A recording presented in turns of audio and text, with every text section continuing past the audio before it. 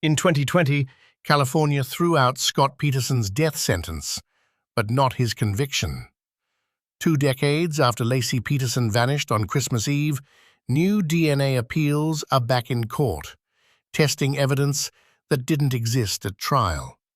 Here's the case that rewrote federal law and still isn't fully closed. Scott Peterson case, Christmas Eve, 2002.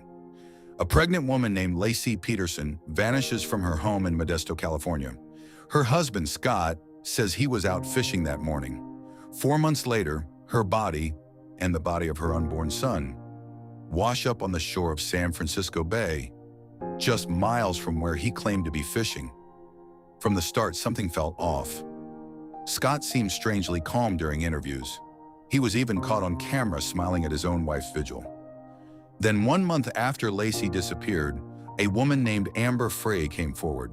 She'd been dating Scott and had no idea he was married, let alone that his wife was missing. Frey agreed to secretly record her calls with him for police, and those wiretap conversations became some of the most damaging evidence prosecutors would use. Around the same time, Scott quietly sold Laci's car and dropped nearly $50,000 in cash into new accounts. Moves police say looked like preparation to run. When the bodies washed ashore in April 2003, police arrested Scott near the Mexican border. He dyed his hair blonde, grown a goatee, and was carrying his brother's ID, camping gear, and roughly $15,000 in cash. He was charged with 2 counts of murder, Laci's and their unborn son Connor's. The case had already gotten so much media coverage that a judge ruled Scott couldn't get a fair trial in Modesto, so it moved almost 100 miles away to Redwood City. The trial ran 19 weeks. Prosecutors called over 170 witnesses, but had no murder weapon, no confession, and no crime scene. The entire case was built on circumstantial evidence. Neighbors testified Scott was seen golfing, not fishing, that morning. Jurors would later say what convicted him wasn't one smoking gun, but dozens of small details that stacked up. His lies to Amber, his lack of emotion, and the location where the bodies were found lining up almost exactly with his boat trip. The defense, led by celebrity attorney Mark Garagos, argued Scott was guilty of nothing but being a bad husband, pointing to a burglary near the Petersons' home around the same time as an alternate explanation.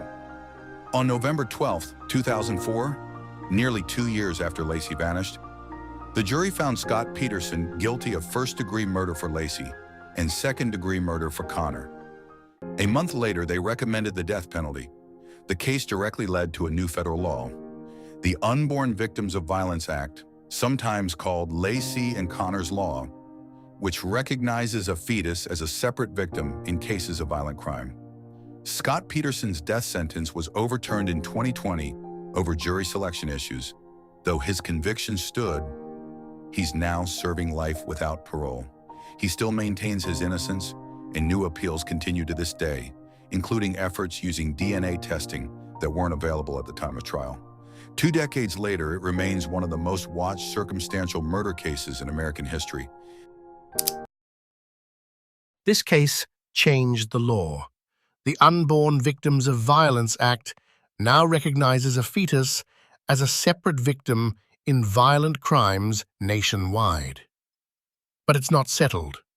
Peterson still maintains his innocence, and new DNA testing, unavailable in 2004, is fueling fresh appeals today. 2 decades later, the case that started with a fishing alibi is still being litigated in court.